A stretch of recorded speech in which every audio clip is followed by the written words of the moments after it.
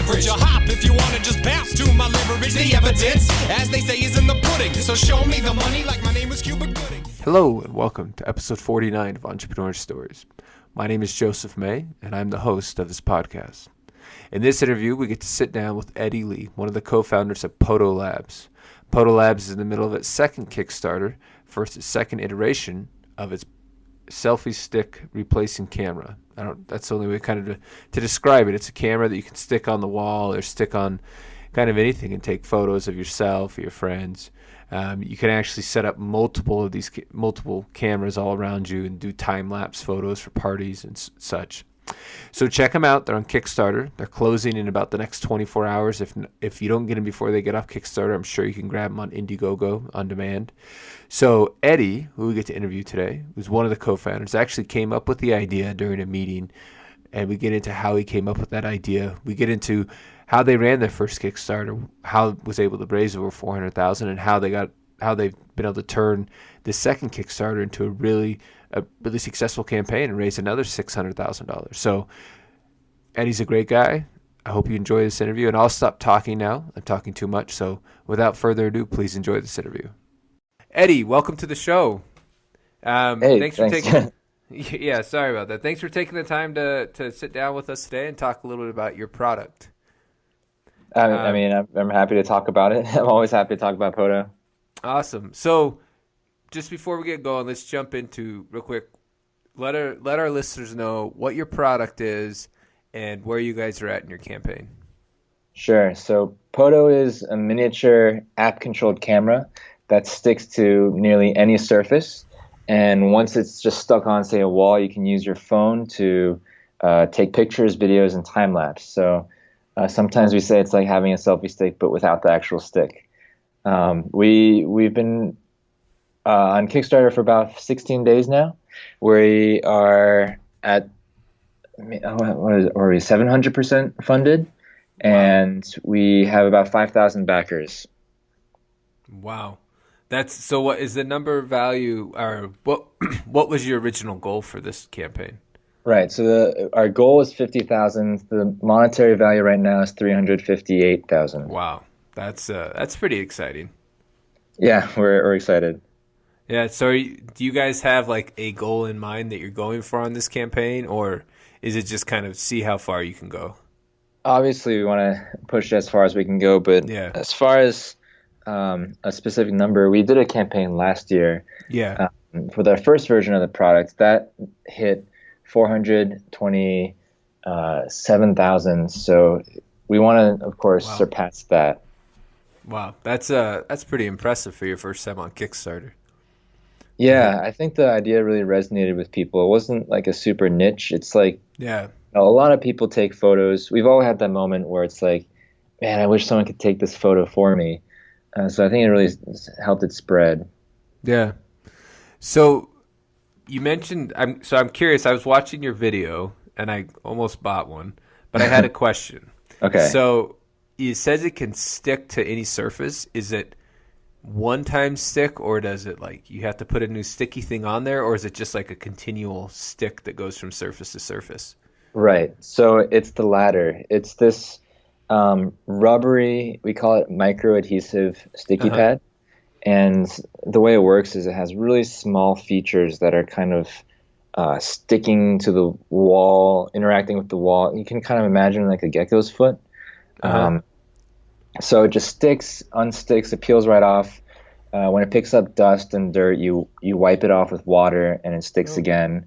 It works on anything from, it works the best on smooth glass, but it also works on brick, rough concrete, like round telephone poles. You don't even need full contact. That's kind of like the magic part of the product. Yeah. So how long does that stickiness last? Is there like a 3-year, 2-year? We have a 6-month warranty on the entire product, so the sticky pad's included in that. But I mean, we've been using sticky pad in our office, since last year when we had our last product. Yeah. It really depends on like if you like rip it up or something or really abuse it, but if you just keep it clean, it'll be fine. No, cool. That's very cool. So how did this all start? I looked on your online. It looked like you guys have 3 founders. Mm-hmm. how did you guys get together, and how did the idea kind of pop up for you guys? Yeah, so the three founders are myself, Jay, Troy, and Sam Pullman.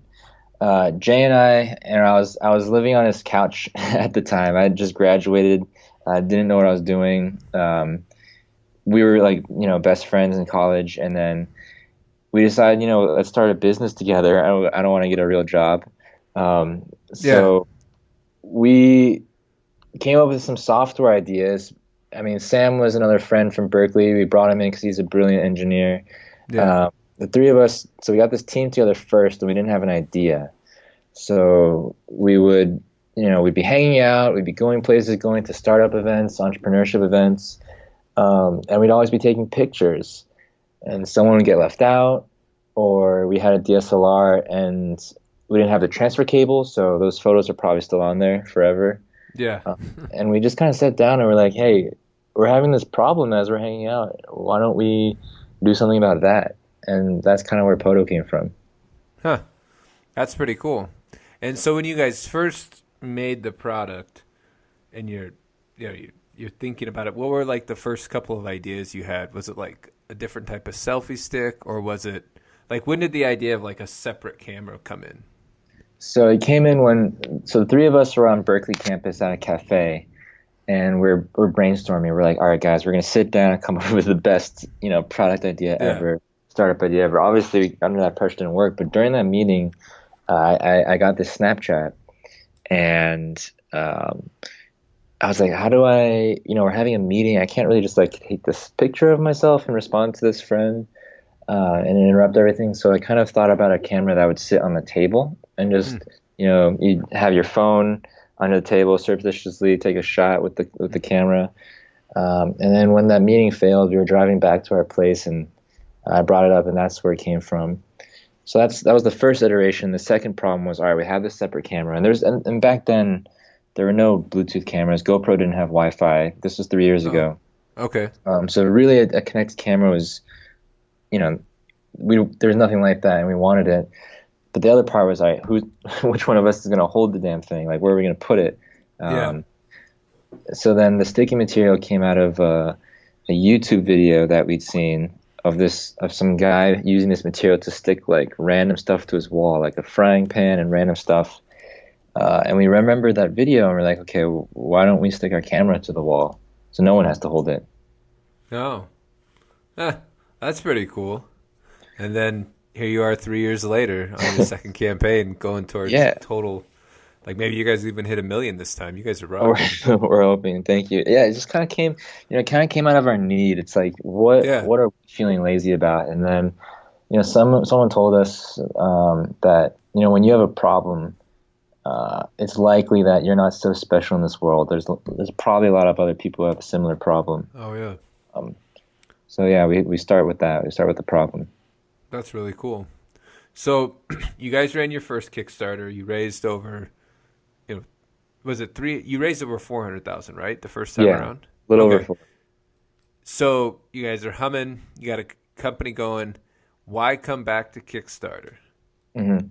So obviously, Kickstarter is great because you get a lot of exposure. Another best thing is that you get a lot of backers who are your rabid fans, right? And if you go to our comment section right now, you'll see that where we've got these backers who are so into the product and the way we engage with them that they've taken upon themselves to help other backers, and like they're now our de facto moderators in the comment section, answering questions about how to pledge and how to buy accessories, whatever. Oh, and that's awesome. It's that kind of engagement with people that you can't get. We've been selling on our website, but you see their name come in, you ship it to them, and then you never know if they liked it. You never know why they bought it or who they are. Yeah. It's really something valuable on Kickstarter that you can get. So of course we're happy to come back. Yeah, that's really cool. So when you guys closed your first campaign, did you guys go raise money from traditional investors? We had raised money before our campaign. Oh, before. Okay. Yeah. Part of the reason was that we didn't want to do a campaign, raise money, and then take 2 years to deliver a product. We came onto Kickstarter about 2 years after we started the company. After we'd gone through a hardware accelerator and gotten set up in China, because we wanted to know what we're promising and then actually ship it. Oh, wow.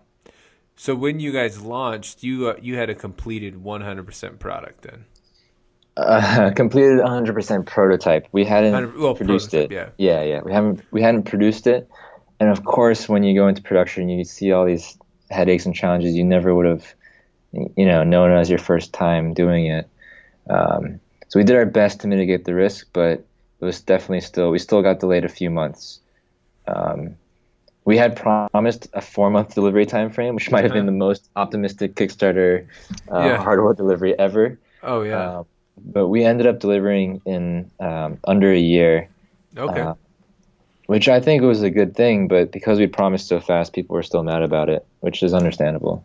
Yeah, so how did you manage the backer expectation during the time after? Because I actually so my campaign, I'm still trying to fulfill my products. We'll fulfill in about 4 weeks, and I was supposed to fulfill about a month ago.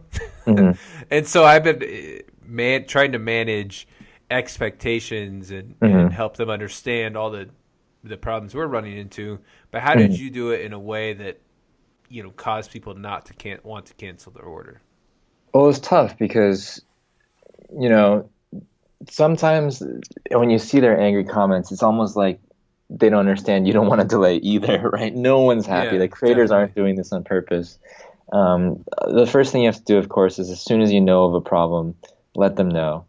And we were in China for about 3 months, trying to get this interface into the factory and getting this thing done. So the benefit was that, we could show them, the reports. This is the problem that the factory reported to us. Here's exactly what it is. And in the meantime, we teach them things like you said.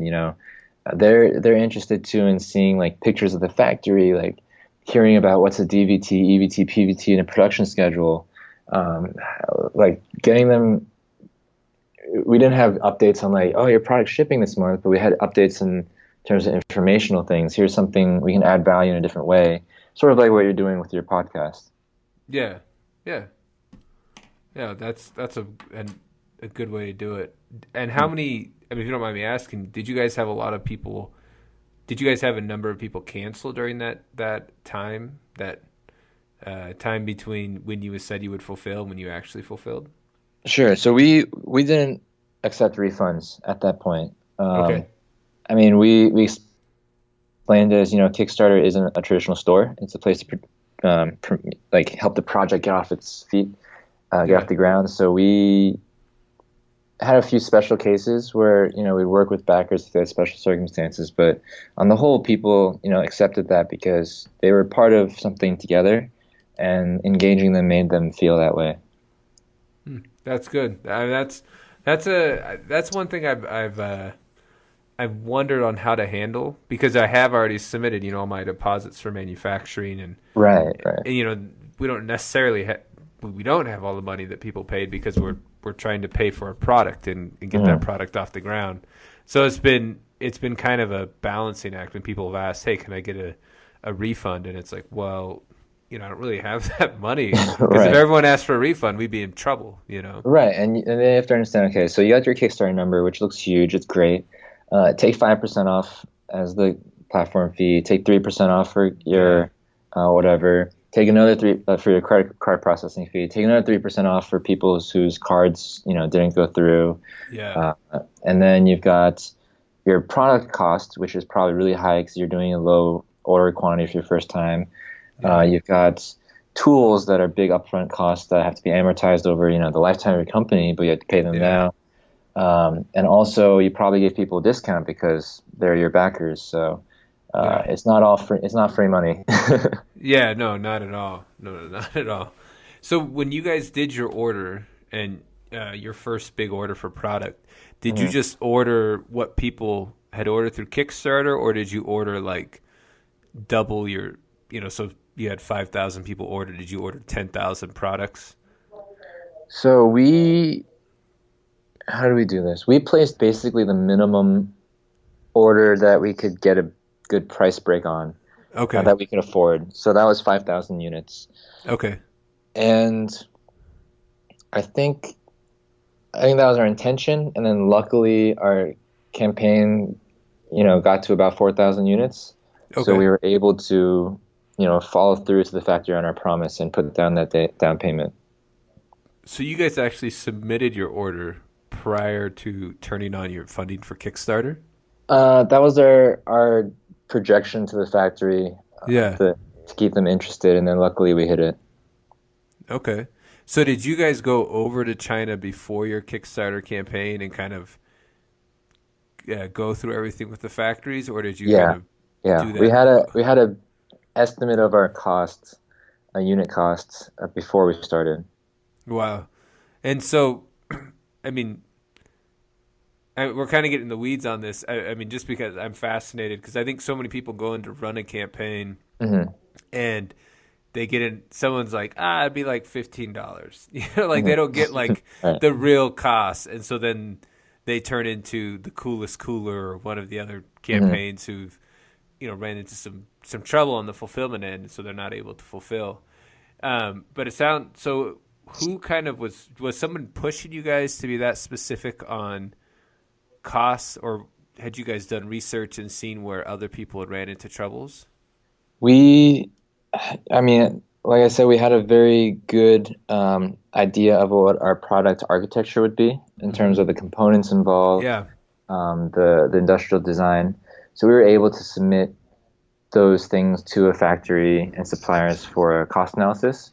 So even though, say, the electronics board wasn't completely laid out with, where everything went, the wires, we knew what would go on it. We knew that what toppings would go on the pizza, so we could get an idea of the price, but not the structure, way in advance. So we had a really good idea of the price. Another thing we did was not underprice on Kickstarter too much. Yeah. A lot of campaigns we see do like 50% off or something. Yeah. We're offering that this time because we have a little more flexibility. The first time though, we had to know, like, okay, if I sell it for $49 on Kickstarter and everyone buys it, will anyone buy it afterwards for $99, which is the real price I have to sell it at to not lose money? So we wanted to validate the market a little bit, validate the price point by selling it just about $10 under the price we were going to in retail. So that while our campaign may have been bigger, who knows, we at least got an idea that, okay, after the campaign's over, we still have a product at a price point people will buy. Yeah, that's awesome. So did you guys, did the people who invest, did they push you to be like so specific on the operations beforehand, or was that just kind of your guys' like school training? Because I mean, this process you're talking about, like being so specific, I mean, most companies don't get there till they go through it once and they're like, oh crap. So how did, like, were there mentors that pushed you guys to get there faster, or to kind of get that?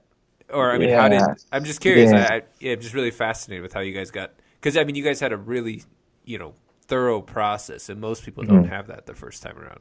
The funny thing about Silicon Valley is that the investors are pretty hands off, so almost to a fault. So we kind of just did things our way. Okay. I think that's just kind of how we think things through. I mean, the way the origin of the product came from, okay, here's the problem, here's 3 logical solutions, here's this one's optimal, and then we keep adding on. The way we approached the campaign was the same. Like, none of us had experience. We were all kind of out of college. We had the luxury of not being told or knowing any set ways, so we could really break down and attack everything the way we thought logically fit. So yeah, it was just kind of our system of thought, I think. Every detail is important, of course. It's not just you have this awesome product, you put it on Kickstarter, you price it, whatever, and people will come. You have to put as much detail into the operations as you put into the way you design your product. Yeah. Huh. Yeah, that's some really great advice. I think that's definitely.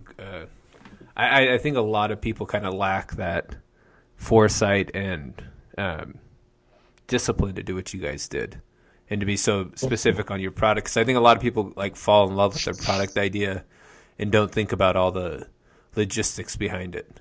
Yeah, I mean, not to knock on them. I mean, they're definitely. I mean, they're just too excited, like you said, about the products. They have to be equally excited about the boring stuff. Yeah, exactly.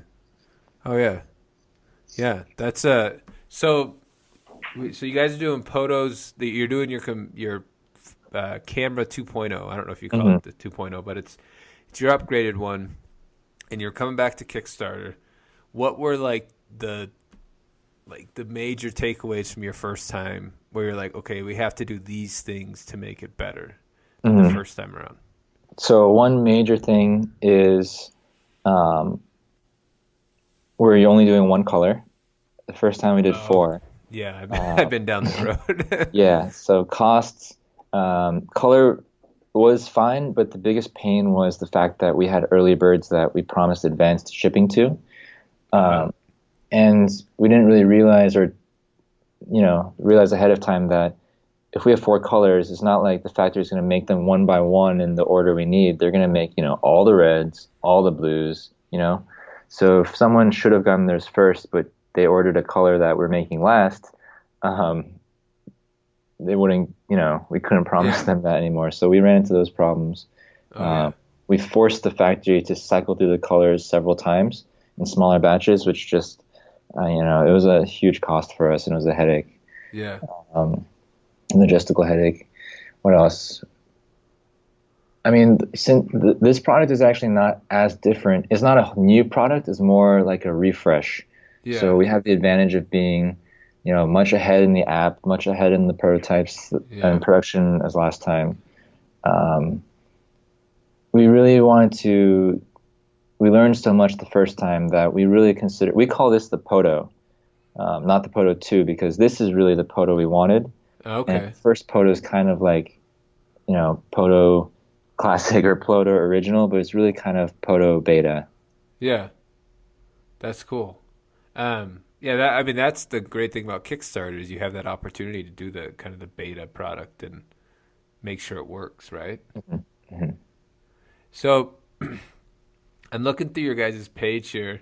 Why did you pick the blue color or the aqua or whatever this color is as the only color that you're going to do? So last year, our blue and white was the most popular. Okay. And blue is always our brand color from the beginning. So we figured we'd just go with their flagship blue. And another thing is like it's not a common camera color. We never wanted to position it as like a techie camera gadget. We wanted it to be like, something fun, something slightly toyish without the connotation of cheap, but just more fun and tech should be. You have an emotional connection with your tech. Like people look at Podo and say, "Oh, it's cute, it's friendly." It's not like electric razor, and it's just like industrial, Yeah. You guys, it seems like you really got the design down. So out of the 3 founders, are one of you guys kind of the industrial designer, or did you guys have to go outside to find the industrial designer? I've sort of become an industrial designer. Yeah. Trial and error. Okay, that's cool. So have you done any training, or is it just trial and error? No training. Yeah. No training. Yeah. No, I mean that's kind of. I think most people who start a Kickstarter are. I haven't found one yet who is an industrial designer. I think it's more just people that are like, oh, that looks cool. I'll try that. Yeah, I mean, for us, it was we didn't want the camera in the corner. We wanted it in the middle so that there's no orientation to it. It's just symmetrical. Oh yeah. So we're like, all right, what's symmetrical? A circle or a square? And we're like, all right, circles, 2 circular, a square's 2 square. Let's do something in the middle. That's literally how we got that shape. It's a really cool shape. Thank you. It's a really cool product, and do you ever have the moment when you are like, I can't believe I made something that people buy? Oh man, I mean, the first plastics that we got off of our injection molding tool was awesome, and then seeing it shipped, of course, in the packaging to me through the mail system, that was really cool. Yeah. And next month we're slated to be in retail, so that was like my big dream. I want to go to a retail store and Okay. buy it and That just would be like, cool. yeah, and just like hand it to the cashier and be like, here you go. This is Yeah. from me. Yeah, that yeah, that would be really cool. That'd be Yeah. way cool. So, I'm going to ask you a little bit about your marketing on your campaign because I'm just fascinated. You know, you guys have come back. Looks like you're on track to surpass your goal. I mean, if you believe backer or what's the backer kit one? The backer tracker Kick track? or kick track. I don't know where kick track puts you. I'm looking at the backer tracker one Oh, that backer tracker. it says you guys are trending towards $650,000 in revenue. Pretty Okay, exciting. cool. That's Cool. exciting, huh? But Yeah. when as far as like the marketing, what has been like your guys' main objective to, or like your number one focus for the marketing throughout? The number one focus for, I To mean, for your there's, campaign, like have you been really focused on paid media? Have you been really focused on like email lists, or is it just kind of everything? right. So, I mean, of course, marketing begins all the way from the way you design your product, position it, come up with the story, right? Yeah, So we're positioning our story as, of course, it's better and it's cheaper. So I mean, it's really win-win. yeah, So we should we're hoping we should at least do as well as before, right? If it's better and cheaper. yeah. So then how do we get the we just hit 5,000 backers. Nice. Ah, that's exciting. Yeah. Anyway, so how we decided to push it. So we didn't have a big PR engine going for us this time. Last year we did through the help of our investor. So what we relied on was, of course, there's your friends and family push in the beginning. Yeah. And then we had the fortune of having an email list from prior customers from last year and from our website. Some credibility from having delivered our last product. So we basically, yeah, we relied on paid marketing a lot and started reaching out to press individually, or people who covered us in the past, and just kind of hoping it would hit that tipping point where people would start picking up and get interested. Yeah. So our first few days weren't as fast as last year, but I think the turning point happened maybe a few days ago when we got our TechCrunch article. Yesterday we were Project of the Day on Kickstarter, Oh yeah. and we hit the front page of Reddit, and we're number one on the subreddit for gadgets. Okay. Wow, that's cool. That's way cool. Yeah. And so you guys, so who did you use for PR last year that you didn't use this year? We Or I had guess, we had a firm based in New York that belonged to our investor oh, and okay. that we could use for free, which was Okay. awesome. But not again this year. Okay. So I mean, so was that primarily what you did last time was PR, and then this time you're focusing more on the paid advertising? Yeah, I mean, it's if I were to talk to another, creator, it's really tough to either recommend against a PR firm. Yeah. A top tier one would cost you, I don't know, upwards of 15K a month Yeah. minimum for the retainer. Yeah. Sheesh. But they really do have the connections, and they helped us land a TechCrunch video interview weeks before the launch of the campaign that was Oh, wow. embargoed, which means they don't release it until exactly when we launch. So you have to push right when you need it, not too early, Oh, wow. not too late. Yeah. And that, of course, sets the trajectory for the rest of your campaign, which in this, the final scope was probably worth it if we had paid.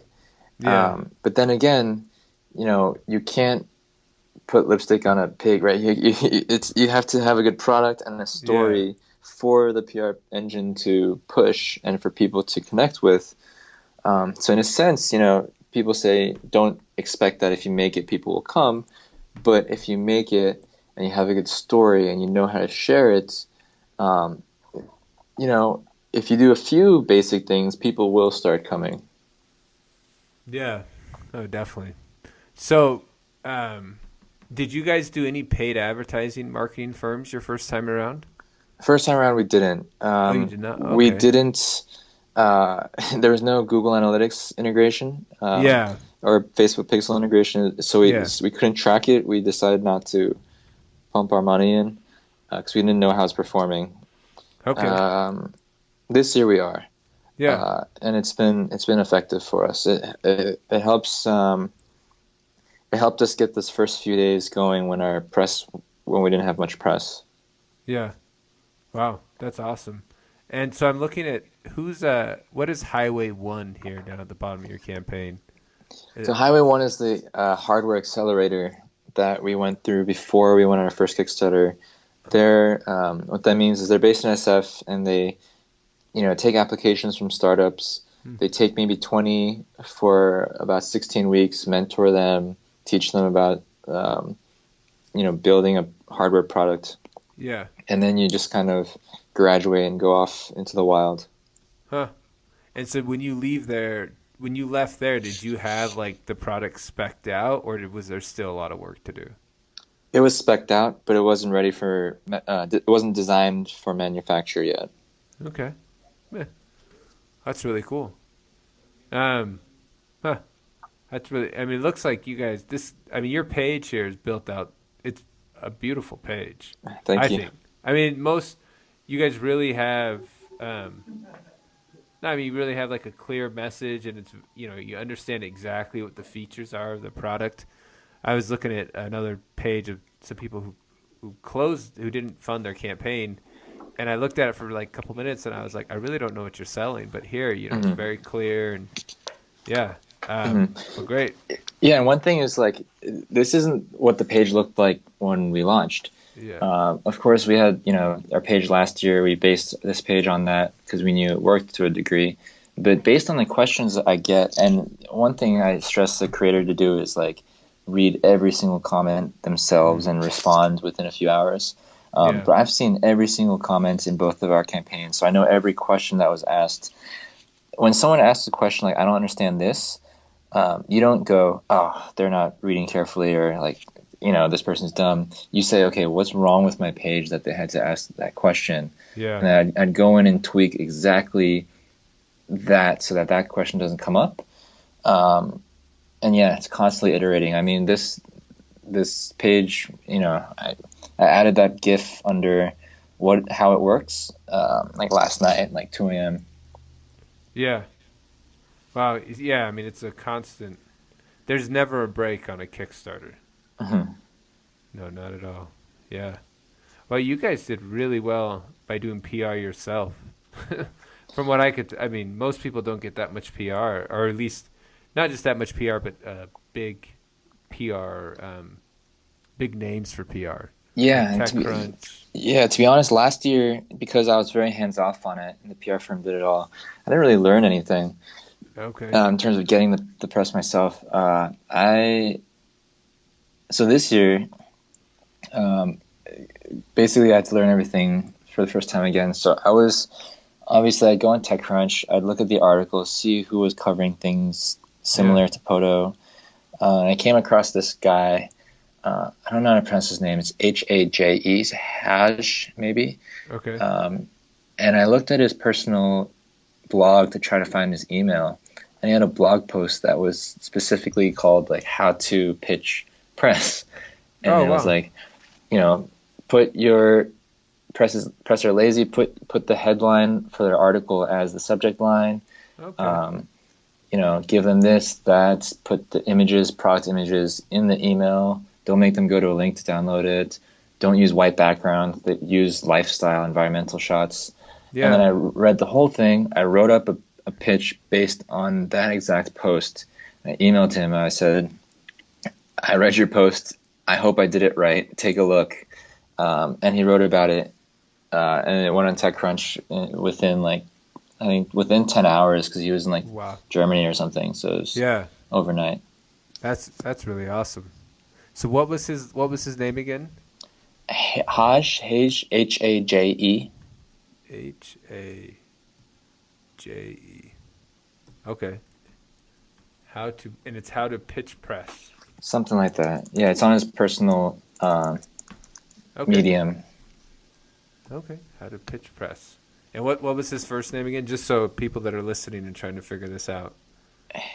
I don't know. I gotta figure out Okay. how to say this. Haje. That's his first name. I thought that was his last name. No. It's Haj Jean Comps. Okay, yeah, I just found it actually. There we go. Okay. Yeah, that's quite the name. So he is okay, and we're probably destroying his name, but okay. I just found it on there. I'll put a link on that when I put up your podcast. Okay. Cool. But yeah, well, that's awesome. I mean, congrats, you guys are killing it. When I ran my campaign, I didn't get one piece of press. No one cared. And you guys, I mean, the level of press that you're getting is really awesome. Thank you. Congrats on that. Very cool. Well, I mean, thank you for your time. I know your time is short, especially since you're in the middle of a campaign and every second counts for every, send out as many emails as you can, get as many people to post as you can. So, where can people find out more about your campaign? Where can they, or find out more about you guys on Instagram and Twitter? Yeah, so our company is called Podo Labs. That's Podo space labs. That's our website, podolabs.com. That's all of our social media at, Twitter at Podo Labs, Facebook at Podo Labs. And my email is eddie@podolabs.com, EDDIE at podolabs.com. Okay. I'm always happy to, help creators, help people who are just curious, anything. Always enjoy talking about Podo and giving back. Yeah, awesome. That's very cool. Well, thank you so much for your time, Eddie. We had a great time, and look forward to seeing how you guys end up in your second campaign. Yeah, thank you. Good luck on shipping. Yeah, yeah.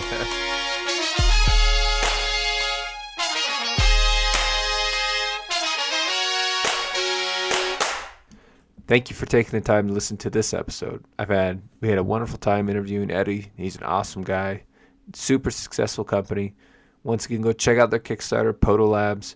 Give them a little love, a little share. Get their product if you like it. It looks really awesome.